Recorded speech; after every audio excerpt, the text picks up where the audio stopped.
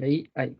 A gente vai falar agora sobre operadores lógicos, tá? Tipos de dados, funções funções matemáticas e funções de texto e data, tá? São grupos de funções diferentes e são legais saber que tem, tá?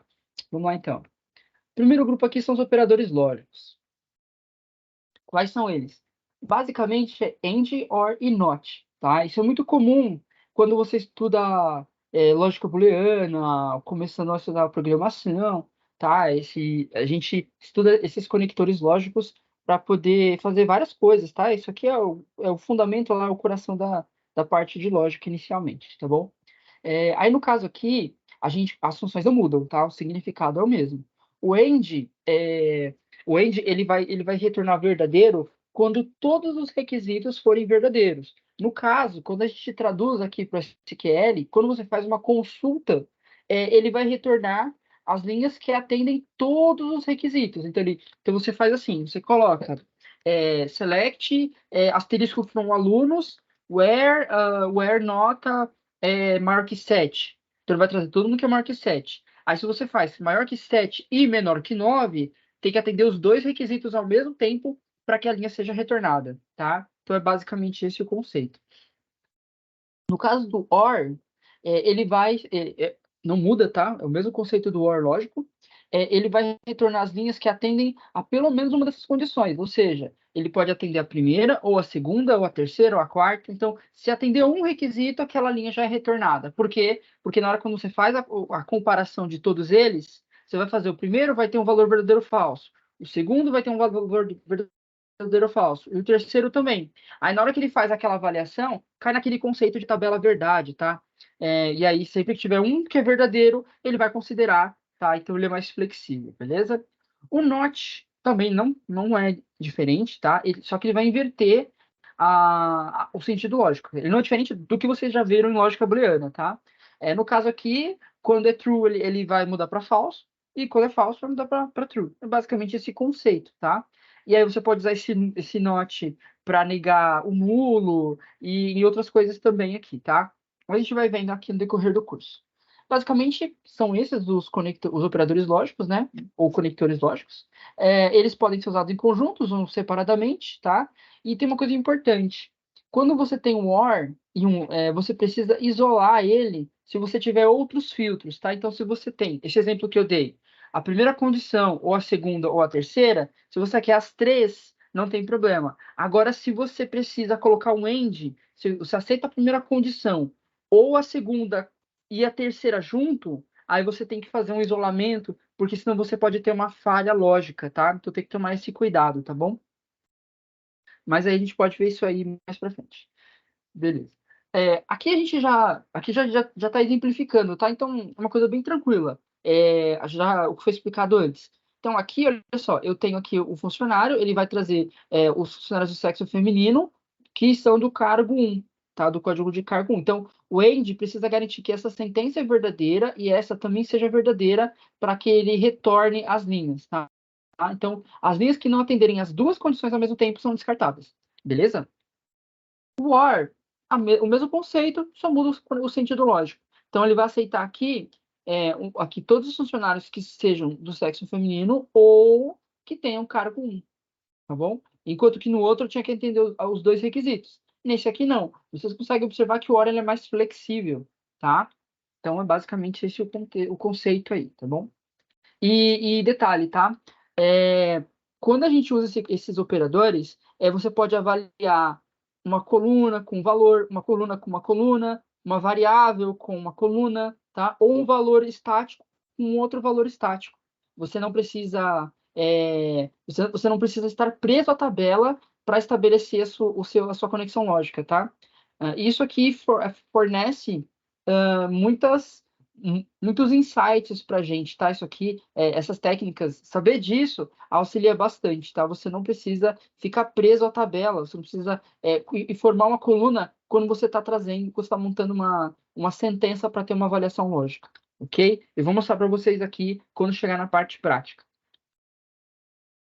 Vamos lá, então. O NOT, aqui eu já falei, né? Então, basicamente, ele vai inverter o estado lógico da expressão. Então, quando você está negando uma expressão falsa, né, ou não, você está deixando como sim ou como verdadeiro, e o contrário também. Então, se você nega o true, vai dar false, beleza? Aí tem que tomar cuidado com uma coisa, tá? Quando você está trabalhando com várias sentenças e você nega elas, você pode se atrapalhar. Então, o ideal é que a gente, quando vai fazer uma declaração, seja o mais intuitivo possível, tá? Se você fizer, ó, por exemplo, aqui, ó, se você faz assim, coloca uma sentença not, aí coloca, você pode, por exemplo, negar isso aqui, ó. Where not sexo igual a F and carga igual a 1. Se você quiser negar essa expressão por completo, seria muito mais intuitivo você escrever o sentido lógico equivalente, só que numa linguagem mais fácil, mais intuitiva. E o que seria isso? Seria o quê? Seria not A or not B, tá? Ou seja, voltando aqui para esse exemplo, tá? Se eu quiser negar essa expressão aqui, então seria mais fácil, eu posso fazer assim, where é TP sexo diferente de F ou cargo diferente de 1. Tá? Então, você teria o sentido lógico equivalente da tua negação. Se você coloca desse formato aqui, confunde, o pessoal começa a se embananar, até você passa a ter dificuldade para saber o que, que é cada coisa, tá bom? Então, atenção a isso, tá? E a ligação do OR, quando você tem uma sentença com OR, ela segue uma lógica parecida. Então, você faz where not A ou B é o mesmo que not A e not B, tá? Então, quando você inverte, você tá negando a sua afirmação aqui, está negando essa aqui e está invertendo o sinal, tá? Quando era and, fica or, e quando era or, fica and, beleza? E aí você vai negar o quê? Você vai negar a afirmação e o conector lógico, tá bom? Então, para evitar toda essa volta, escreve direto o que você quer, tá? Não fica negando coisas assim entre parênteses, porque isso aqui aumenta a complexidade da leitura do código, ok? Para dar manutenção é mais difícil, aí você tem que ficar escrevendo os códigos para ver se retorna a mesma quantidade de linhas. Não, dá muito trabalho. Vai direto, fala o que você quer, não fica rebuscando o código, tá? Porque aqui menos é mais. Quanto menos código, mais intuitivo, menos complexidade, mais objetividade, mais eficácia tem o seu código, ok? Esse aqui ó, é um exemplo prático das leis de Morgan aplicados lá na dinâmica que eu falei, lá naquela tabela que a gente criou, tá? Eu vou pegar esse código aqui e mostrar para vocês que eles são equivalentes, tá bom? Só para ver, caso esteja confuso, tá bom? A gente consegue mostrar aqui, ó. Deixa eu só ver aqui, ó, se a sentença. Deixa eu só conectar no banco, dar um use db treinamento SQL aula. Beleza. Então aqui, ó, ele retorna duas linhas, tá? Então, tá falando, ó, where not cargo diferente de 2 and salário maior que 5.500. Eu vou escrever o mesmo código, só que invertido, ó. A inversão do and é or, e aí eu vou ter que inverter cada uma das afirmações aqui. Como o cargo aqui é igual a 2, o inverso dele é diferente de 2, tá? E aqui, como o aqui está maior que 5.500, o inverso dele é menor ou igual a 5.500. Quando eu rodo as duas consultas, eu tenho os mesmos valores. Ou seja, elas são equivalentes. Não sei se vocês já estudaram isso aqui, ó, tá? Não P, aqui, ó. Eu tenho P, que seria essa afirmação, eu tenho Q, que seria essa afirmação. Aí eu tenho o AND, que é esse conector lógico. Quando eu nego esse cara, eu tenho essa sentença daqui de baixo. Por isso que o código retornou a mesma coisa, porque eles são equivalentes. Tá bom? E no de baixo, a mesma coisa, só que inverteu, né? Agora eu estou negando um ou. E aí vai dar a mesma coisa, ó. Peraí. Ó, ele não trouxe nada, porque nenhuma delas atendeu, chegou no mesmo resultado. Tá? Então, elas são equivalentes. Aqui só para mostrar que existe uma explicação lógica, todas as coisas de lógica booleana, que fica ali nos princípios de computação, tá tudo respaldado aqui, tá? Então, você consegue aplicar esses conceitos de matemática discreta, funções, várias coisas que vocês veem nos cursos de computação, você consegue ver a aplicação delas em sistemas de banco de dados, em programação, e em outras áreas, tá? Beleza. Voltando aqui, continuando aqui, tá bom? Próximo item aqui. Opa. Aqui os operadores lógicos e o null. Isso aqui é uma coisa muito importante, tá? é o seguinte, os conectores lógicos, eles funcionam como quando a sua coluna, quando você quer fazer uma avaliação olhando o dado de uma coluna, eles funcionam quando a tabela tá, quando a coluna tem dado, tá? Se ela não tiver dado, o que que vai acontecer? Ele vai retornar desconhecido, tá? Já vou mostrar para vocês isso. Isso aqui é padrão da linguagem. O que que é null, tá? Null é uma convenção, é um padrão. É igual, por exemplo, em física, você tem vários padrões. Você tem o padrão, por exemplo, da medida do metro, quilo. Várias unidades de medida são convenções. E aí tudo gira em torno dessas convenções. São padrões que foram determinados. O null é um padrão também. É um ponteiro que indica que não tem nada. Entendeu? Foi definido como convenção em todos os sistemas de computação que quando a informação está como null, o valor que tem ali dentro de uma variável, uma coisa null, significa que não tem nada, tá? Null é diferente de em branco, tá? Eu já mostro para vocês isso aqui também. E aí o que acontece? Quando você faz uma comparação e você tem null na coluna, o resultado vai ser desconhecido, tá? Eu já mostro aqui. Assim, o ideal é que você faça o quê? Você use is null ou is not null para fazer a sua verificação, tá? Para você tratar a coluna que possa ter valor nulo. Em termos gerais, o que acontece? Quando você está construindo uma query, perdão, uma query usando filtro, ordenação, agrupamento, join, a gente vai ver isso mais para frente.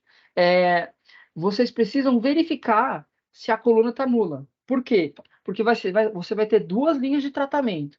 Você vai ter um filtro quando a coluna está preenchida e um segundo filtro quando ela não está preenchida, tá? Quando ela está nula. Se ela aceitar nulo, vocês precisam fazer isso. Por quê? Porque não dá para fazer junto, tá? E eu já vou mostrar para você. E aqui, ó, é o que a gente está falando. Você precisa verificar se pode ter nulo na tabela. Se tiver, você precisa garantir nos seus testes, tá? Que a sua consulta consegue tratar eles.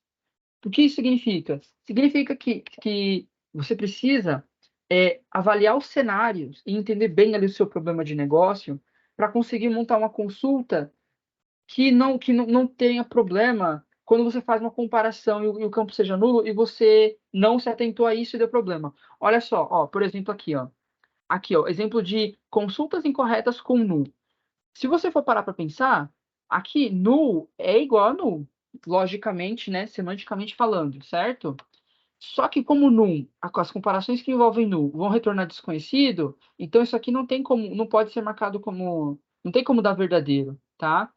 E aqui também, ó, tá? É diferente de null, mas quando você faz a comparação, olha só, eu vou mostrar para vocês, tá? Não vai funcionar, ó. Por quê? Porque o null precisa ser tratado separadamente do que uma coluna que tenha valor, tá?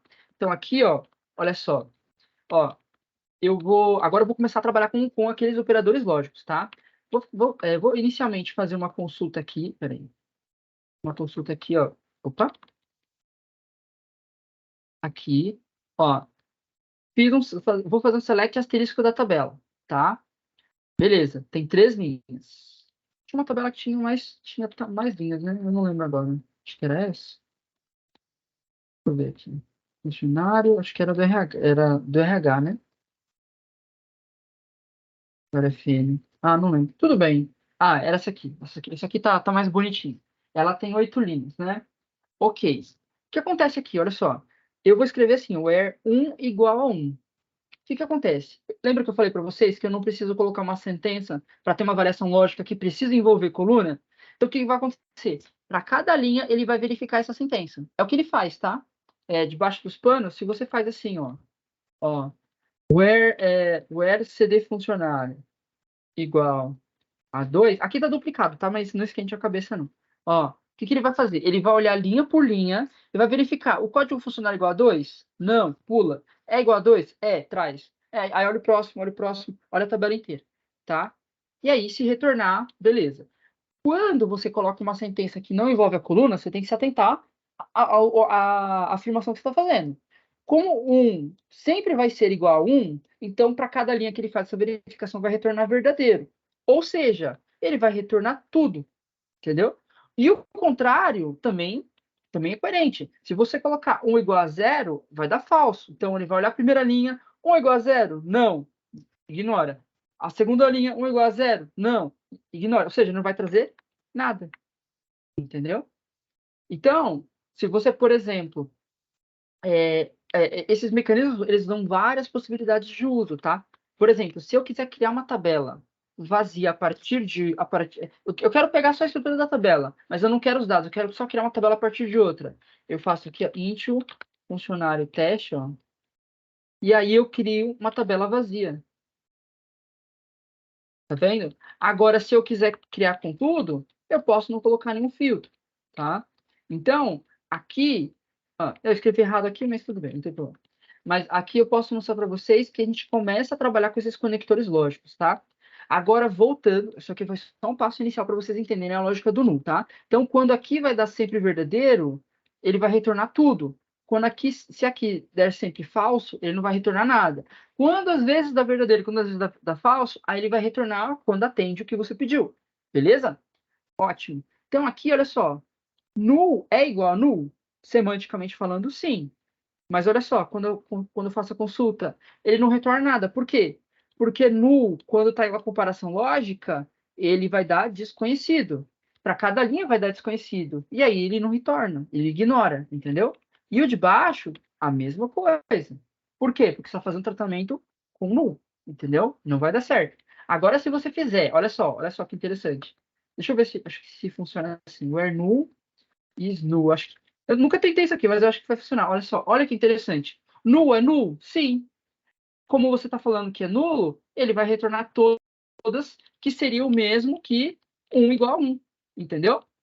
Beleza? Então aqui, ó, a partir desses conectores lógicos, vocês conseguem fazer muita coisa, tá? Então aqui é só para começar. Agora só, eu vou olhar aqui, eu vou fazer aqui o contrário, ó. Where null is not null. Isso aqui vai dar sempre falso, então ele não vai retornar nada, tá? Que seria mais, ó, eu posso até fazer isso aqui, ó, 1 is not null? Sim, 1 is not null, então vai dar verdadeiro, ele vai retornar. Então vocês conseguem fazer um monte de coisa, tá? Vocês conseguem fazer comparação com informação da tabela, com variável, com expressões lógicas que não estão relacionadas à tabela, tá bom? Então aí vai da criatividade do seu problema que você está analisando, beleza? Voltando aqui para o slide, tá? Deixa eu só colocar aqui em tela cheia. Beleza. Aqui a gente fechou a parte dos operadores e agora a gente entra nos tipos de dados, tá? O que é um tipo de dado? É um atributo que vai dizer o tipo de informação que aquele campo, que aquela variável pode conter, tá? Então, nesse exemplinho aqui, tá? Esse aqui é o símbolo do Java, tá bom? Eu achei essa imagem, que também, esse mesmo conceito aplicado em várias linguagens de programação, e aí a gente consegue fazer isso, ó. Ele tá pegando e separando as informações por tipo, ó. Essa aqui, ó, tipo char, ele vai receber informação do tipo texto, tá? Caractere. Essa aqui é float. Float vai aceitar informação numérica, tá? Números com casas decimais, vamos dizer assim. Tem algumas variantes, mas conceitualmente é isso. E os inteiros aqui, ó, tá vendo? Então você tem vários tipos de dados, beleza? E aí o que acontece? Quando você cria uma tabela, você vai ter várias colunas. Cada coluna tem que dizer qual que é o tipo de dado dela, beleza? E o mesmo vale para variáveis, para expressões, para parâmetros. Então, você vai ter várias coisas que você vai tratar e você direta ou indiretamente, vai especificar o tipo de dado, beleza?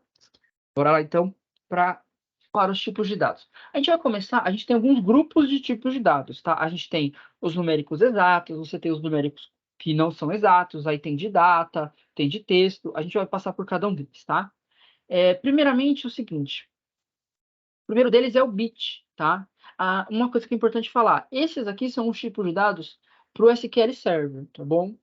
No Oracle, no MySQL, em outras variantes, você tem tipos de dados que sofrem uma variação no nome, tá bom? Às vezes é o mesmo nome, às vezes tem uma pequena variação, tá bom? Aí você tem as correspondências de um SGBD para outro, ok? Vamos lá, então. O bit é o primeiro tipo de dado. Basicamente, ele é o quê? Ele vai armazenar 0 ou 1, tá? E ele tem esse espaço de 1 byte, ok? Aí o que acontece? A gente tem o bit que vai aceitar 1 ou 0. É um atalho, tá? Para verdadeiro ou falso, tá bom? No caso, você tem o timeint, que ele vai aceitar número inteiro, mas é de 0 a 255, tá? Se você tiver, sei lá, por exemplo, uma coluna de ano, não vai caber aqui. 1995, 2000, não vai caber aqui, entendeu? Então, se você quiser, por exemplo, uma variável que seja pequena, entendeu? Quantidade de, não sei, deixa eu ver, um domínio específico aqui que vai, por exemplo, até 99, por exemplo, até 200, na verdade, você poderia usar o time int, tá? Quando você tem, por exemplo, um domínio fechado, um cadastro específico de código que só existem até 10, entendeu? Então aí você pode usar, por exemplo, o Tynint. Você ocupa muito menos espaço do que se você usar o int, tá? Já vou chegar nele. Depois do Tynint, a gente tem o Small Int. O Small Int vai de menos 32.000 a mais 32.000. Ele ocupa o dobro de espaço do anterior, só que ele tem uma cobertura maior. Quando você tem, por exemplo, uma coluna de ano, é interessante você usar um small int em vez de um int. Por quê? Porque, por exemplo, 2000, 2005, 2010, o ano 3000, o ano 5000, o ano 30.000, você pode ser coberto por esse tipo de dado. Se você usar um int para uma coluna de ano, por exemplo, que você quer qualquer informação 2023, por exemplo, você está desperdiçando espaço. Por quê? Porque, assim, a coluna ano, sabidamente, vai demorar muito tempo para ultrapassar 32.000. Então, o domínio dele está mais contido, está mais fechado. E aí, se você usar o int, que ele vai aceitar de 2 bilhões, de menos 2 bilhões a mais 2 bilhões, você está ocupando o dobro de espaço sem necessidade, tá? E quais as consequências disso? Você ocupa mais espaço físico no banco, as queries ficam um pouquinho mais pesadas, entendeu? Então, se você puder otimizar e pensar em fazer uma análise sobre o tamanho dos campos de dados para você usar o menor espaço possível, cara, a melhor coisa que você faz para performance, tá? Existem pessoas que são especialistas em tipagem de dado na hora de fazer a construção do sistema. Quando a gente não conhece, int para lá, int para cá, int isso, int aquilo. Não é o adequado. O ideal é verificar qual é o espaço que ele vai pegar, né, se possível, pela regra de negócio, e tentar economizar na medida do possível, tá bom? Porque aí você evita desperdício de recurso, tá? Isso faz diferença, beleza? Por exemplo, tá? Eu vou fazer aqui uma análise, uma continha aqui de padaria. Imagine que eu tenho uma coluna, só uma coluna, tá? Uma tabela com uma coluna de 4 bytes. Beleza. Se ela tem para cada linha são 4 bytes, para cada coluna são 4 bytes. Se eu tiver 1 bilhão de bytes, você vai ter aqui praticamente aqui 1 bilhão vai dar o quê? Vai dar 1 giga. Você vai ter 4 giga nessa coluna. Se você usasse esse carinha aqui, o small int, você ocuparia para essa coluna metade. Então, essa coluna, em vez de ocupar 4 bytes, 4 gigas, ocuparia 2 gigas, tá? Então, isso aqui parece uma coisa bobinha, mas isso aqui faz toda a diferença quando a gente escala, quando a gente trabalha com grandes volumes de dados, ok? Tá bom? Aí eu falei mais desses aqui por conta para dar um contexto mais claro. E o Big Int, ele é um inteiro de tamanho grande, tá? Então, ele aguenta, ó, de 9,2 quintilhões negativo a mais 9,2 quintilhões, tá bom? Ele ocupa o dobro de espaço do anterior. Esse aqui só é interessante usar quando você realmente sabe ali que o teu domínio vai ultrapassar a casa dos bilhões, tá? Aliás, falando sobre isso, tem uma curiosidade, tá bom? O YouTube, a página do YouTube que tem a contagem de dados, eles usam essa lógica, tá? E eles usavam um contador do tipo int, né? Que usava 4 bytes mesmo. Aí o vídeo do Gangnam Style, como ele foi um sucesso, ele estourou esses 2,1 bilhões. Aí eles tiveram que. Aí quebrou, o número crashou lá, a variável quebrou, não suportou o volume. Aí eles tiveram que trocar para um maior, entendeu? Para esse caso faz sentido, tá? Mas o ideal é que a gente sempre procure otimizar o espaço ocupado, tá? Claro que aí tem que ter um bom senso. Isso mesmo. A gente tem que pensar no cliente, no custo que vai ter, porque a gente pode colocar Big Int para tudo. O sistema vai virar uma carroça conforme ele vai crescendo, entendeu?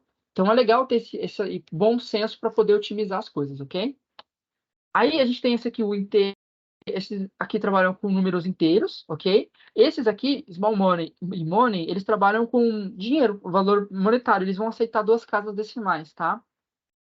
Aí você tem small money, que vai aceitar de menos 214 a mais 214.000, tá? E pode ser qualquer moeda. Ocupa 4 bytes. E você tem o money, que vai de menos 922 quatrilhões a mais 922 quatrilhões, ele ocupa o dobro de espaço, ok? Além disso, também você tem o decimal e o numeric. Eles são sinônimos, tá? Representam a mesma coisa, beleza? O que vai acontecer? Ele é um número, o decimal, ele é um número com precisão em escala fixa, tá? E o tamanho dele pode variar. O que significa isso? Assim, você vai definir o número de casas depois do ponto, antes e depois do ponto, e aí, vírgula, o número de casas depois da vírgula, tá? Então, por exemplo, se você quer um número que antes da vírgula ocupe 3 casas, certo? E depois ocupe 5, então aqui vai ter 5 e aqui vai ter 8, tá? Então aqui é o total e aqui é só depois da vírgula. Aí quando você subtrai um do outro, você sabe quantos tem antes da vírgula, ok? A gente vai mostrar isso aqui para vocês. Beleza. Esses aqui são os tipos de dados exatos. Vocês perceberam que existem vários, certo? Como existem vários cenários em que seus bancos vão atender, então você tem que avaliar o que é mais adequado para cada coisa, para ter uma otimização, um bom uso de recursos, um uso consciente dos recursos, tá? Beleza. Além do tipo numérico exato, a gente tem os aproximados, tá? Quais são eles? É o float e o real. Eles são muito parecidos, tá? O float, ele vai trabalhar com números aproximados, com muitos números de muitas casas decimais. E eles têm uma lógica de aproximação, tá? Tem um certo arredondamento. Quando você trabalha com números muito grandes, como por exemplo o pi, beleza? E aí o que acontece? O float, ele aceita se você fizer um float de tamanho 24, aqui está relacionado ao tamanho da mantissa, tá? Ele vai ocupar 4 bytes, e se você fizer 25, aí automaticamente ele já vai ocupar 8 bytes, ele aceita até 53, tá? Aí, o número que aceita aqui é gigante, tá?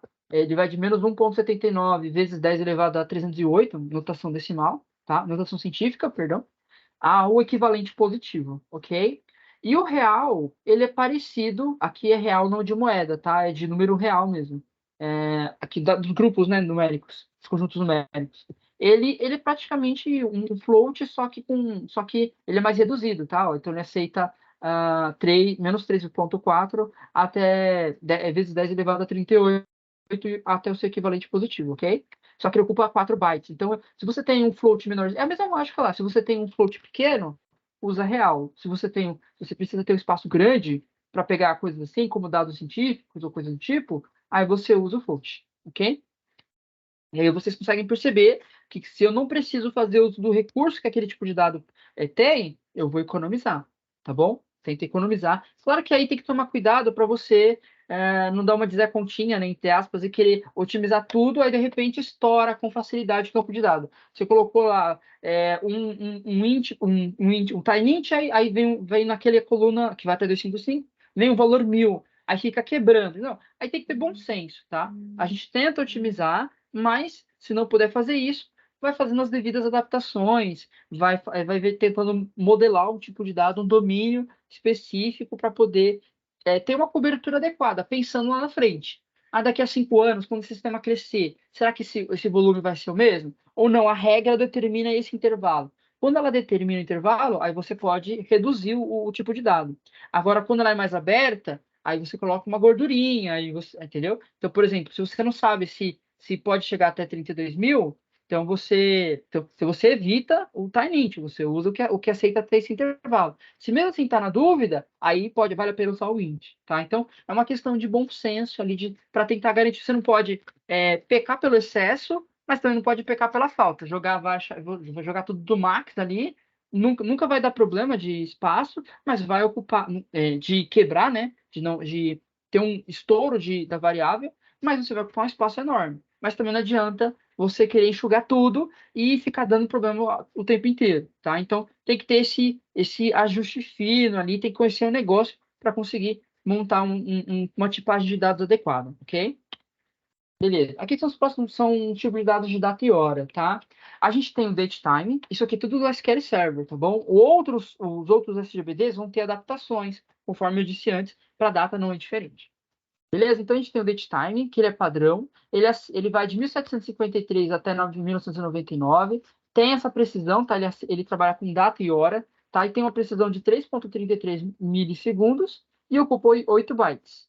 Aí a gente tem também, além de datetime, tem o datetime 2. E ele vai ó, até a época de Cristo, tá? E vai até 1999. Ele tem uma precisão maior, tá? E aí ele tem uma variação, ele pode ocupar mais ou menos espaço, tá bom? Então, aqui, assim, sob a ótica de banco, esse aqui é mais interessante, porque você tem um range maior, tá? Só que aí tem algumas implicações quando você usa um tipo ou o outro, ok? Aí é mais quando você está usando sistemas que fazem cargas de dados e tudo mais. Alguns se dão melhor com um tipo de dado, outros se dão melhor com outro, tá bom? Mas aqui é só para vocês conhecerem um pouquinho, tá bom? Agora, em termos gerais, em questão de eficácia da informação, o Datetime 2 é mais interessante, porque você tem um range maior e você consegue ocupar menos até a mesma coisa, tá? E ele é mais preciso também, ok? Agora, se você não precisa de todos esses recursos, você pode ir no padrão, tá? Beleza. O que mais? O Smart Date Time. Esse aqui é um date time pequeno, tá bom? Ele vai de 1900 até 2079. Tem, ó, precisão de um minuto, só que ele ocupa metade do espaço, tá bom? Beleza. Aí você tem o date, que ele trabalha só com data, tá? Ocupa 3 bytes, vai do ano 1 até 999. Tem o time, tá bom? Aqui o time, dependendo da sua precisão, aqui é a hora, tá? Dependendo da sua precisão, ele pode ocupar de 3 a 5 bytes. E o datetime offset, que é o seu datetime 2 com fuso horário. Você vai dizer -5, +3, a gente aqui é -3, né? Então você consegue dizer lá qual que é o fuso horário, e também dependendo da sua precisão, ele pode ocupar mais ou menos espaço, ok? Então é legal conhecer esses tipos de dados para ter uma noção melhor. Beleza. Agora, cadeia de caracteres. Aqui é a parte de texto, tá? A gente tem o tipo char, que ele vai. Eu não sei se você sabe, mas todo texto ele é uma cadeia de caracteres. O seu nome é uma cadeia de caracteres. Cada caractere é uma letra, tá? E aí o que acontece? O char ele armazena o texto como se fosse um vetor, né? Que é uma cadeia de caracteres. Ele vai aceitar até 8.000 caracteres, tá? E, e o varchar ele é muito parecido com o char. A diferença é que, assim, se você coloca varchar 50, e colocou o seu nome que ocupa 10, ele não vai ocupar, não vai consumir o restante do espaço. Já o char, ele vai ocupar tudo, vai preencher com espaços, tá? Então, quando você tem um domínio fixo, né, um termo fixo, um código de tamanho fixo, é interessante você usar o char. Quando ele é variável, aí você usa o varchar, tá? E quando você precisa colocar um texto enorme ali, aí, igual mensagem que você vê em rede social, coisa assim, aí você pode colocar um text, tá? Um text é como se fosse um varchar de grande capacidade que aceita até 1 bilhão de caracteres ou 1 GB. Beleza? Outra coisa também que é interessante, todos eles têm a sua correspondência com o formato Unicode, tá? O que que é Unicode? O Unicode é um padrão de codificação para texto que aceita as variantes de várias linguagens no mundo inteiro, tá? Aceita mandarim, japonês, hebraico, línguas latinas, várias origens, tá? O Unicode ele vai ter vários tipos de caractere padrão. Quando você não trabalha com Unicode, você precisa indicar qual que é o padrão ali da linguagem que você quer, qual a variante. Você quer o texto ocidental, japonês, chinês. Então, ele ocupa menos espaço, né, os normais, só que você tem que dizer, você tem que dar uma limitação de qual a língua, né, qual collation, a gente chama isso de collation, qual collation ele vai trabalhar, tá? Qual pedaço das opções de língua disponível ele vai utilizar, tá? E quando você quer um genericão, aí você usa o Unicode. Só que, assim, o Unicode, ele é mais abrangente, os formatos que aceitam Unicode são mais abrangentes, só que eles ocupam praticamente, né, na maioria das vezes, ocupam o dobro de espaço, tá? E aí a gente tem as correspondências do char, varchar e text. A gente coloca um N, tá? No SQL Server, o nchar é um char para Unicode, nvarchar é um varchar para Unicode e o ntext é um text de Unicode, ok? Então aqui é só para vocês já conhecerem um pouquinho, já estarem mais familiarizados com isso, ok? Beleza. Além disso, também a gente tem cadeias de caracteres binários. O que que é isso? Isso aqui são cadeias de caractere binária, a gente pode entender como um arquivo de uma imagem, um vídeo, um arquivo executável de um computador, tá? são caracteres ali que são processados por máquina, mas você consegue armazenar no banco, tá? Não é algo muito recomendado, tá? Porque tem problemas de performance. Quando você quer manipular dados binários, utiliza-se outras técnicas, tá? Utilizam blob storage, que é como se fosse um drive na nuvem, ou então NoSQL, tá bom? Não é muito recomendável. Você, por exemplo, você tem um sistema de cadastro e você salva a imagem no banco de dados. É, fica um pouco lento, porque você tem que ficar fazendo transformação na hora de gravar, na hora de ler. Então, é um pouco custoso. Mas aqui existe, tá? Se você precisar fazer esse uso de recurso, o SQL tem disponível, tá? Os outros bancos também têm o seu padrão ali para armazenar informações binárias, tá? E aí você tem aqui o binary, o var-binary e o image, tá? O binary, ele é como se fosse o char. Você vai ter um tipo de dado binário de tamanho fixo. Ele aceita até 8 kilobytes, que são 8.000 caracteres, né? Seriam 8.000 elementos, né? Na sua cadeia de caracteres. O var-binary é equivalente ao var-char e ele aceita até 1 giga, tá? E o image, ele aceita até 2 giga. E ele também é de tamanho variável, assim como o var-binary, tá bom? Aqui é para colocar informação binária, arquivo de computador, um executável, uma imagem, um PDF, tá? Então ele aceita todas essas coisas. Só que você tem um trabalho para fazer essa transformação do arquivo que está lá no sistema de arquivos para dentro do banco, beleza? Aí geralmente usa-se linguagem de programação para poder fazer esse trabalho, beleza? E aqui são os últimos tipos, tá? A gente tem o SQL Variant, tá bom? Ele, ele armazena vários tipos de dados. Ele é como se fosse uma caixa abertona onde você pode colocar várias informações. Ele armazena até 8.000 bytes e ele aceita vários tipos, tá bom? Exceto os gigantes aqui, o text, o anytext e o timestamp também, tá? Dependendo do banco, aí vai ter umas variações. A gente também tem esse Unique Identifier, que ele gera um identificador único, exclusivo globalmente, tá? Que a gente chama de GID. Para quem trabalha com programação já deve ter ouvido falar nisso, tá? Tem um site na internet, vocês podem dar uma olhadinha, chama GID Generator. Aí você aperta o botão, ele gera uma sequência de texto, tá? Acho que até vale a pena mostrar aqui rapidinho. Aqui, ó.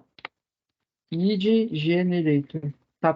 Só para vocês saberem o que é esse GID, tá? É isso aqui, ó. Peraí. Aqui, ó. Ó, ele gerou a cadeia, ó. Aí eu vou lá, eu vou gerar outro. Tá vendo? Isso aqui é um git, tá? Então, a cada vez que ele é gerado, ele é único, no mundo inteiro, tá? Ele também é conhecido como UUID, beleza? Então, só para saber, isso é muito comum em linguagem de programação, tá? Eu vou colar esse link aqui para vocês no chat, caso vocês queiram testar. Aqui eu não vou explicar mais sobre isso, é só para mostrar que tem, beleza? Bora lá, então. Além disso, também, a gente tem aqui o XML. Então, aqui é um tipo de dado que vai aceitar arquivos de texto, né, do tipo XML, tá? Aceita até 2 GB. Você tem um cursor, não deixa de ser um tipo de dado, tá? Então, o cursor é um recurso que tem no banco de dados que permite você varrer os dados de uma tabela e para cada linha você faz uma operação exclusiva, tá? Como se fosse um loop varrendo a tabela. Então, você criou um cursor na memória, e aí o tipo de dado é cursor, beleza? E também a gente tem table.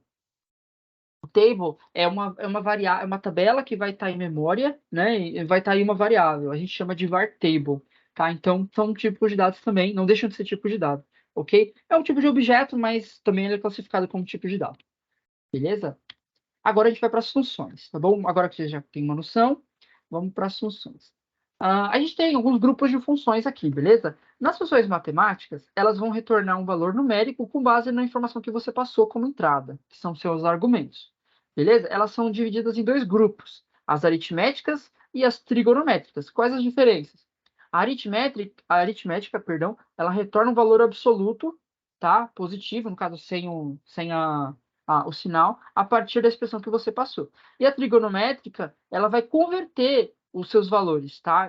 E aí, por exemplo, se você passou um float como entrada, vai retornar um float. Se você passou um décimo, ele vai retornar um décimo, tá bom? Então, tem essas diferenças aqui. Perdão, só passo um slide aqui, eu acabei saindo. Entrando nas aritméticas, a gente tem várias, tá? Eu trouxe só algumas para vocês conhecerem, tá bom? Mas a gente vai mostrar as consultas chamando essas funções para vocês verem na prática. A gente tem o ABS, que vai retornar um valor absoluto, tá? Você tem o sailing, que vai retornar. Aqui ele vai fazer um arredondamento, tá? Ele vai retornar o menor inteiro ou maior que a expressão. Aqui ele vai arredondar para cima, tá? E o floor ele arredonda para baixo, beleza? Você tem log, que ele vai retornar o logaritmo natural de uma expressão. Se você quiser o logaritmo de base 10, você usa o log 10. E aí tem várias outras funções, tá bom? Se vocês olharem a documentação da Microsoft, vocês vão ver diversas funções. Eu trouxe aqui algumas para vocês terem uma noção, tá? Das trigonométricas, a gente tem aqui o π, você select π, e aí ele vai vai retornar o valor de π, tá? Isso aqui é legal caso você trabalhe com trigonometria, precise fazer cálculo de arcos e coisas do tipo, tá? Você tem power, principalmente na área de engenharia, você tem o power aqui, ele vai calcular potência, tá? O range vai retornar o float pseudo-aleatório, aqui ele vai retornar um número quase aleatório. Ele não é exatamente aleatório porque existem algumas limitações computacionais para isso. Não vou entrar aqui no mérito, tá? Mas só para vocês entenderem. Você tem o round, que ele vai fazer um arredondamento conforme o número de casas que você informar, e o sqrt, que retorna a raiz quadrada, beleza? Que aqui vai estar no ponto flutuante. Ok, aí o próximo grupo aqui são de texto, são as funções de texto e data, tá? Aqui tá mais tranquilo. Se você fizer um char, ele vai retornar o texto, o caractere da tabela ASCII a partir do número que você informou. Por exemplo, para quem não sabe, tá? A letra A na tabela ASCII é o número 65. Então, se você coloca select char 65, ele vai retornar A. Isso aqui é muito importante quando você quer fazer operações elementares, ele está fazendo um trabalho mais abaixo nível, tá bom? Próxima função é o concat. Ele junta texto. Ele concatena duas ou mais strings aqui. Quantos você tiver aqui, ele vai lá e junta tudo, beleza? É como se fosse um mais ali em algumas outras linguagens, tá bom?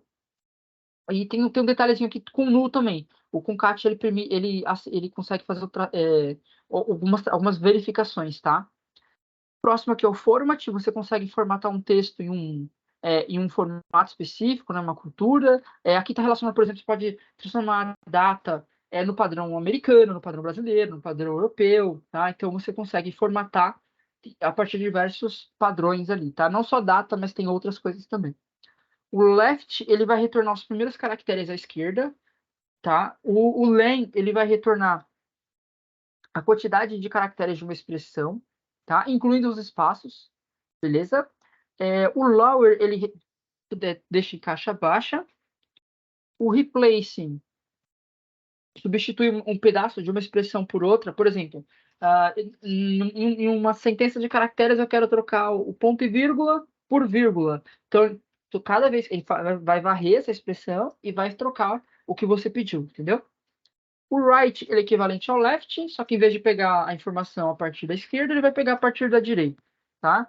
O substring, ele retorna um pedaço da string, tá? Então você vai dizer a partir de quando você quer e quantos que você vai avançar. A gente já vai mostrar aqui para vocês, tá? Pode ser. Ele funciona para vários tipos de dados, tá? Aqui, caractere, informação binária, texto, imagem. Você quer recortar um pedaço de uma imagem da posição tal até a posição tal. Você vai lá e consegue retornar essa informação. O trim, ele remove espaços ou outros caracteres, tá? Do início e do fim. Você pode, assim, tudo padrão não é espaço, mas você pode dizer que seja um hashtag, um asterisco do início e do fim. Você consegue fazer isso também, tá? O upper deixa o texto em caixa alta, tá? E aqui tem as funções de data. A gente já vai mostrar para vocês, tá? Eu tô passando aqui por cima porque eu quero que tenha tempo suficiente para mostrar o select deles para vocês verem na prática. O get aqui tá bem tranquilo, tá? O get date vai retornar a hora do sistema, tá? O date part ele vai retornar uma parte específica da sua data. Então, por exemplo, eu quero o ano, a partir da data eu quero que retorne o ano, entendeu? Só o dia, o dia da semana, você consegue essas informações com o date part. Você tem o date add, que ele vai avançar no tempo. Então você fala, eu quero avançar em segundos, em horas, em dias, em meses, em anos. Você consegue avançar. Se você quer retroceder, você coloca negativo. Entendeu? Você quer voltar, por exemplo, hoje é 11 de dezembro. Se eu fizer um date add para avançar um mês, ele vai dar mais ou menos ali, vai dar mais ou menos 10 de janeiro, tem 31 aqui, tá? Então, se você quer avançar, tem umas regrinhas aqui, vocês podem olhar depois. Se você quer retroceder, você coloca menos 30. Entendeu? Você pode avançar em meses ou em dias, aí você escolhe a regra. Quando você coloca negativo, ele vai para trás. Positivo, ele vai para frente, ok? DateDiff, ele vai calcular a diferença entre datas na unidade que você pediu. Então, você informa datas, ele pode calcular essa diferença em dias, em meses, em anos, em segundos, em horas, tá? Então, tem até aquelas coisas. Quantos dias fazem desde que você nasceu? Então, você consegue fazer essa conta com o DateDiff, tá? Então, já ajuda bastante.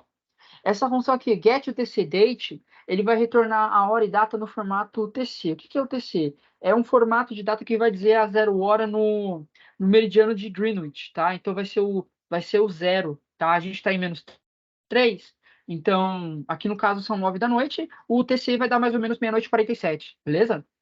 E esse sysDateTime, ele vai retornar a data e hora da instância lá da instalação do SQL Server, tá bom? O que é a instância do SQL Server? Acho que vale a pena falar. Você instalou o SQL na tua máquina. É uma instância que está rodando.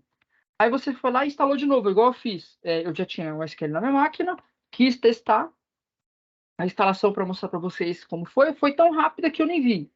Tem duas instâncias, agora tem dois SQL na minha máquina rodando. Tem duas instâncias, entendeu? Você pode ter na sua máquina, um servidor, várias instâncias, e cada instalação vai ser uma. E aí, uma pode ser para uma coisa, outra pode ser para outra, e elas não se conversam, tá? A não ser que você configure para se comunicar via rede, ou criar um cluster, algo do tipo, tá? Mas, isoladamente, são instalações separadas, tá? Então, isso é uma instância, tá bom? Quando você sobe um programa na memória, seria mais ou menos isso, tá? Então, por exemplo, aqui só para mostrar para vocês, ó, aqui no Paint, aqui acho que vocês não conseguem ver, né? Quando aparece só uma janelinha desse item aqui, é uma instância. Quando eu tenho duas, três, quatro, aí são várias instâncias, quando aparecem várias janelinhas aqui, tá bom? Então, é só para explicar para vocês o que é isso, beleza? Então, por exemplo, aqui eu tenho uma instância do Management Studio, e aí ele vai abrir uma segunda aqui, já é uma segunda instância. Isso vale para instalação, para várias coisas, tá? Então, é interessante ter isso bem claro para vocês não se perderem, beleza? Ok, voltando aqui. Ó, aqui, ó, olha só para fechar, ó. Agora eu tenho duas janelas, eu tenho três aqui no caso. Tenho três instâncias do SQL. Na verdade, isso aqui está associado a essa, né? Então, aí já fechou. Uma instância eu estou mexendo aqui no código, a outra eu acabei de abrir, posso usar para fazer outra coisa, tá? Isso é uma instância. E aí, voltando aqui, o sysDateTime, ele vai retornar a hora daquela instalação do SQL, tá? Dessa instalação. Se você tivesse em outra máquina, você poderia rodar os dois e poderiam dar resultados diferentes, se o horário da máquina estiver diferente, tá bom? Então, só para explicar para vocês. Beleza. A parte teórica acabou, tá? Aí aqui na sequência estão algumas referências de tudo que a gente achou aqui. Eu vou agora para a parte mais interessante aqui da aula, que é mostrar essas funções na prática, beleza? Aqui. Vamos lá. Vamos lá agora para essa parte. Eu vou tirar isso aqui. Isso aqui a gente já falou na aula passada, já criou as tabelas, bonitinho. Vamos para as funções aqui, tá? Ó, cadê? Essa parte aqui, isso aqui depois a gente vai falar, não é o mérito agora. As leis de Morgan eu já falei. Eu já expliquei tudo isso aqui para vocês já. Aqui, essa numeração aqui pode ignorar, tá? Aqui, por exemplo, ó, eu vou fazer um select ABS-1, ó. Vou até colocar em texto aqui para visualizar melhor, tá? Ó, aqui eu chamei ABS, tá? Que é uma função built-in, uma função que foi construída dentro do SQL. Isso é built-in, que já vem uma função interna, tá? Aqui no caso, eu coloquei -1. Qual que é o absoluto ou o módulo de -1? É 1. Aqui o módulo de 0, o absoluto de 0, 0. De 5, ó, é 5. Repara que se eu retornar com uma casa decimal, ele retorna o mesmo, ó. Aqui, ó, não tem nenhuma casa decimal, ele retorna o mesmo. Aqui tem tem duas casas decimais, ele retorna o mesmo.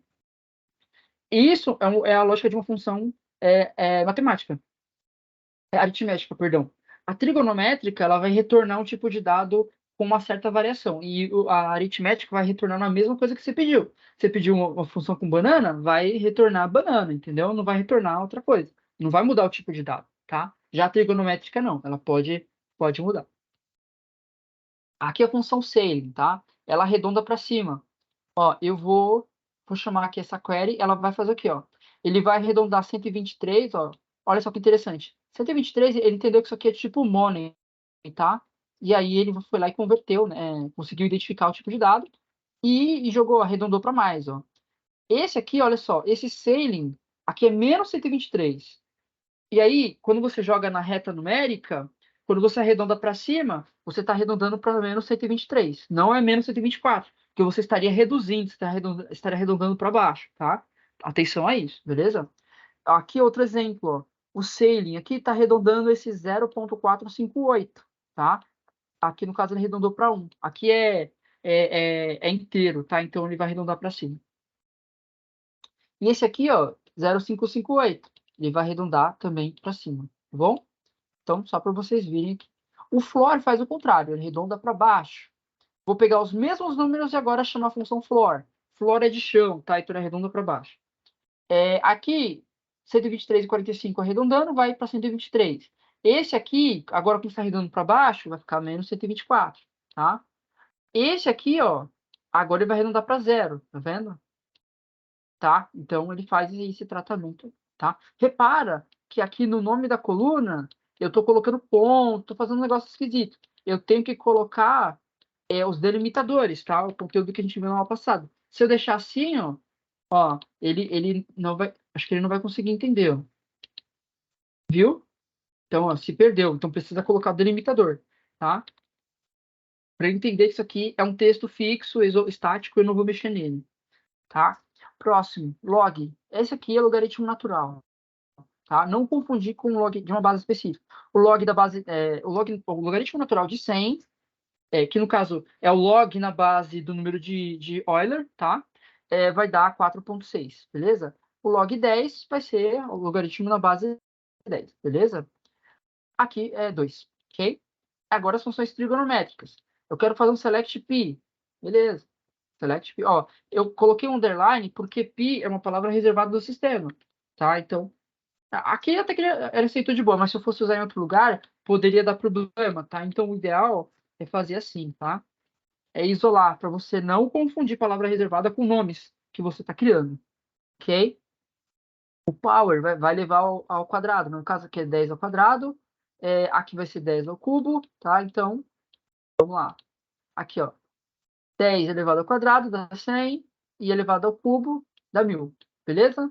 Range. O range vai criar um número pseudo-aleatório. Eu tô chamando de aleatório aqui, mas ele é pseudo-aleatório. Ele não é literalmente aleatório. Toda vez que rodar, nunca vai acontecer. Ele tem ali um certo grau ali de aproximação. Se você informar uma semente, ele vai gerar os mesmos números.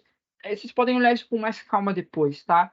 Mas aí, ó, você consegue gerar números pseudo-aleatórios de uma faixa. Se você quer gerar um número aleatório sozinho, você faz aqui, ó, ele vai gerar de 0 a 1. Se você quer gerar, por exemplo, de 0 a 5, você faz um range vezes 5, tá? E ele vai gerar um número aleatório de 0 a 5. Se você quer fazer de 0 a 100, você multiplica por 100, tá? E aí ele vai gerar um número aleatório de 0 a 100. Se eu rodar de novo, ó, posso até salvar isso aqui, ó, como comentário, para vocês verem a diferença. A gente fala que essa aqui é uma função não determinística. Cada vez que ela roda, ela traz um resultado diferente, tá? Ó, deu outros números. Vou dar de novo. Tá vendo? Tá? São números pseudo-aleatórios. Dentro do intervalo que eu pedi. Ó, aqui ele não vai gerar número aleatório de 200. Tá? Então ele vai gerar sempre nesse range. Por quê? Porque ele sempre gera de 0 a 1. E aí, se você quer, como ele está de 0 a 1, pelo valor que você multiplicar, vai ser de 0 até esse valor que você quer. Essa é a lógica, beleza? Próximo, round. Round vai fazer arredondamento e você diz quantas casas decimais você quer que arredonde. Aí aqui eu trouxe aqueles conceitos de matemática que a gente vê na escola, tá? Então aqui eu tô arredondando 123, aqui eu tô arredondando na terceira casa decimal, então aqui, ó, como ele foi até essa terceira casa decimal, e aí o próximo casa é menor que 5, então ele arredondou para baixo. Nesse aqui, como é 5, ele arredondou para cima, tá vendo? Nesse aqui, agora eu tô trabalhando. Aqui eu olhava 3 casas. Agora eu vou olhar 4 casas, tá? E aí, olha só, ele arredondou essa casa aqui para cima, porque essa aqui é acima de 6, então jogou para 5. E esse aqui, aí foi até essa casa aqui. Esse cara aqui também, como é acima, ele foi lá e arredondou para cima, tá bom? Beleza? Então, aqui só alguns exemplinhos de como que ele trabalha, que é bem preciso mesmo, tá? Isso aqui é muito bom para quando você trabalha com matemática, com estatística, né? Que mexe com com números quebrados, ele fazem uma série de cálculos ali, e aí você pode definir como padrão quantas casas decimais você quer. Você pode fazer a conta com 3, com 4, com 5. Ou então, quando você trabalha com engenharia, o pessoal não trabalha com o número estático de π. A gente trabalha com a variável π e leva ela até o final. Então, você pode trabalhar com essa função π e calcular ela lá no final, entendeu? Porque você evita problema de arredondamento, porque truncou, foi até a 10ª casa, era para ter ido até a 15ª. Você evita problemas de precisão, beleza? Então, são várias funções que você pode usar. E essa aqui é a raiz quadrada, super tranquilo também, tá? A raiz de 1, aqui é a raiz de 1, de 4, de 9, 16, tá bom? Aqui vai dar sequência que eu fiz, foi de propósito, até 10. Ok? Repara que eu não estou usando nenhum banco, ele está no master. Por quê? Porque essas funções são do sistema. Você não precisa estar conectado em um banco de dados. Agora, se você quiser, você pode conectar no banco e fazer um select, ó. Eu posso fazer aqui, ó. Espera um pouquinho. Eu posso fazer um select round a partir de uma coluna. Aqui eu estou pegando de valores específicos, tá?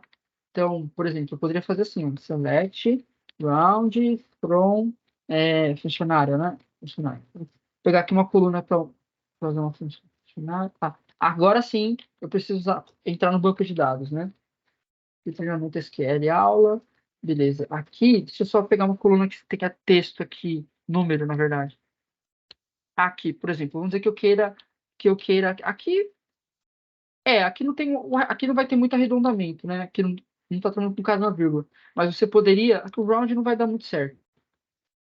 Eu poderia, sei lá, poderia pegar uma função mais para cima aqui e fazer esse teste, tá? Poderia pegar o ABS do salário, por exemplo. Vamos dizer que o cara está com saldo negativo na conta, tá? Aí eu poderia colocar aqui assim, ó, tá? Não vai surtir tanto efeito, mas poderia, tá? Esse aqui foi o exemplo que eu peguei agora, só para mostrar para vocês que é possível. Aí eu poderia pegar o valor absoluto do salário, tá? Vamos dizer que teve algum. Eu sei que em tese isso não aconteceria, mas vamos dizer que o saldo do cara estava negativo. Aí você pode fazer um valor absoluto, ele vai rodar para cada linha, tá? A não ser que você aplique o filtro. Então você consegue fazer uma série de coisas. Você pode aplicar em valores estáticos, você pode aplicar numa variável, numa tabela. Então, tem várias formas de uso, tá? Beleza? Então, aqui já foi.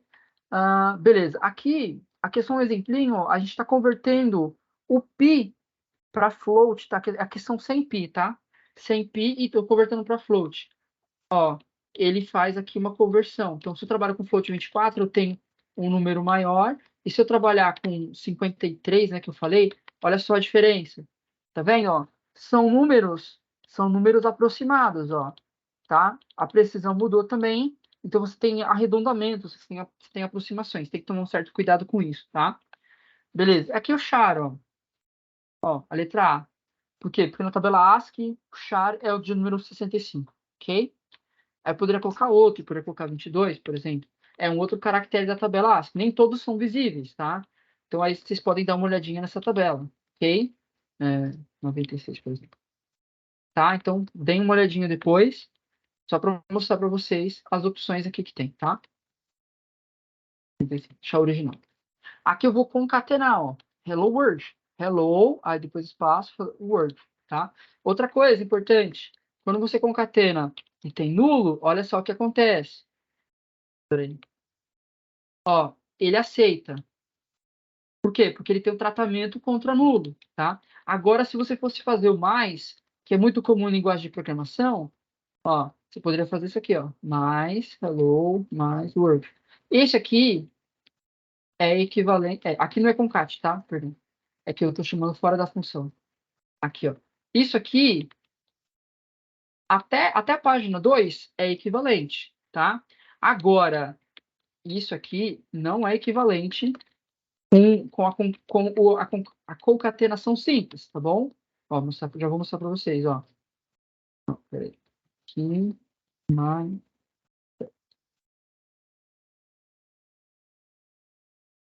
Peraí, aqui. Olha só o que vai acontecer. Aqui ele está fazendo select separado, né? Eu não concatenei, perdão. Olha só. Se você fizer um concat, se você concatenar com a função concat, ela trata nulo. Se você fizer um mais e tiver nulo, vai dar tudo vazio. Por quê? Porque a expressão anterior mais nulo fica desconhecido, que é equivalente a nulo, tá? E aí, lascou tudo. Então, imagina que você está montando um texto, você faz uma concatenação com nulo, entendeu? Já era, perdeu tudo. Isso aqui é no Java, isso acontece em várias linguagens, tá? Então, é legal você usar funções adequadas para fazer os tratamentos, ok? Atenção a isso, tá? Por isso tem que sempre verificar se você vai trabalhar com nulo. Se tem nulo lá no que você quer manipular, atenção dobrada, ok?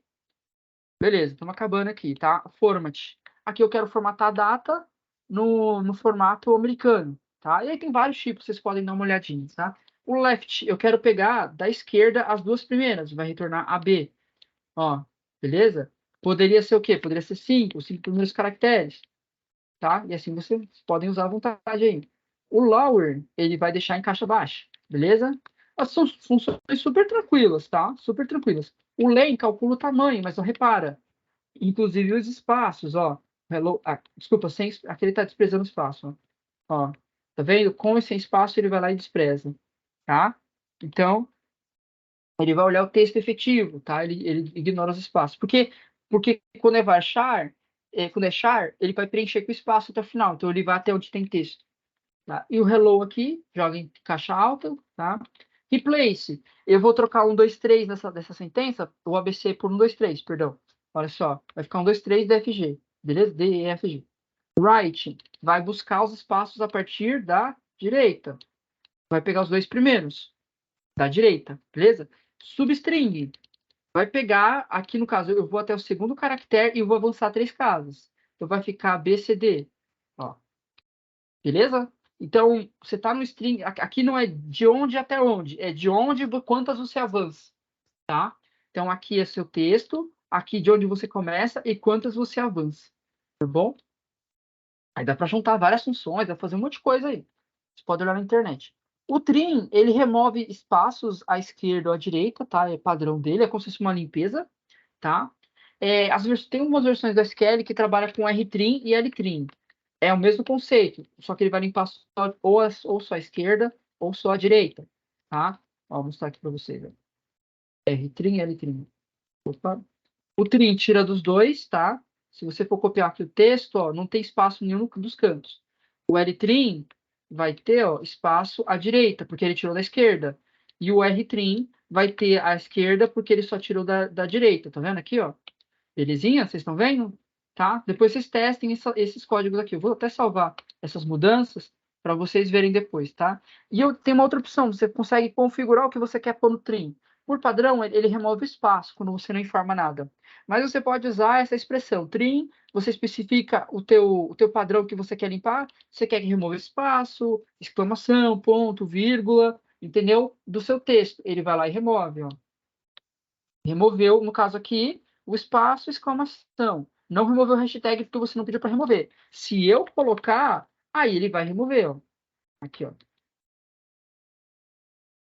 É uma forma de limpeza que você consegue fazer, tá bom? Beleza, vamos embora. Tá acabando aqui a aula, mas falta pouco. Aqui o hello, ele tava... Perdão, aqui eu tava fazendo errado. Deixa eu encaixar alta. Essas funções, tá? Todos os códigos SQL são case sensitive. Então você pode escrever maiúsculo, minúsculo, não tem diferença. Só vai ter diferença quando você trabalha com algumas variantes de texto, que são os coletes, tá? Alguns aceitam, outros não, mas isso fica para outra aula, tá? Bora lá então, estamos acabando agora as funções de data. Ó, getDate retorna a data atual do sistema, tá? Aí aqui eu estou usando o date part, ó, eu quero o ano, 23, o mês e o dia, tá? Eu posso retornar também, não só o coisa, eu posso retornar aqui também minuto, tá? Ó, o segundo. Então vocês conseguem fazer várias coisas aqui, tá bom? Ó, 49, 50, beleza? Até ms eu acho que dá para fazer aqui também. São os milissegundos, tá? Ó, 213, ó, viu? Beleza? Só para vocês entenderem aqui como funciona, tá? Ele extrai a informação que você quer, a parte da data que te interessa. Date ADD, eu vou avançar um ano, ó. 2024, 12, 11 de novembro, 11 de dezembro, perdão. Quero retroceder um ano, menos um. Beleza? Quero avançar um mês. A mesma lógica. Só que agora você vai trocar, em vez de ser ano, vai ser mês. Você pode fazer tanto simplificado assim, quanto por completo, month, year, coisas do tipo, tá? E aí você pode testar, você consegue avançar, ó, beleza? Avancei um mês, retrocedi um mês. Poderia avançar 30 dias, retroceder 30 dias, aí fica a seu critério, beleza? Date diff, ele vai calcular a diferença no que você quer dessa data até o que você passou, né?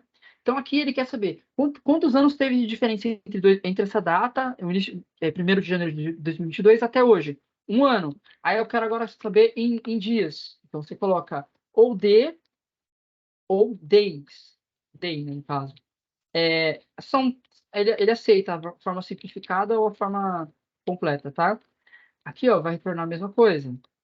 709 dias desde essa data, beleza? Beleza, aí você consegue fazer um monte de coisa, milissegundos, horas, por aí vai, tá? O TC Date Time vai retornar a hora agora do meridiano de Greenwich, tá? Que é o horário lá da Inglaterra, é o TC 0, beleza? E aqui o Sysdate Time vai retornar a data do sistema com uma precisão maior, tá? É, que o GetDate, ok? Então, esse era o conteúdo da aula, tá bom? São várias funções para vocês brincarem. Essa aqui é a parte mais interessante, tá? Vocês podem pegar esses códigos aqui, como não estou envolvendo tabela, pode colocar num compilador de um SQL online aí, ou tem na W3 Schools. Vocês conseguem brincar à vontade com isso aqui, tá bom? Dúvidas?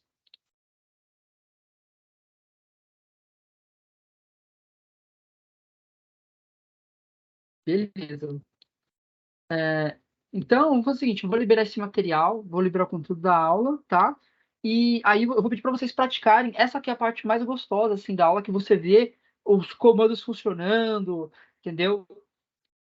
Fica legal, vocês conseguem fazer os testes, vocês conseguem brincar. Também tem um material lá da Boston Treinamentos que complementa esse conteúdo aqui.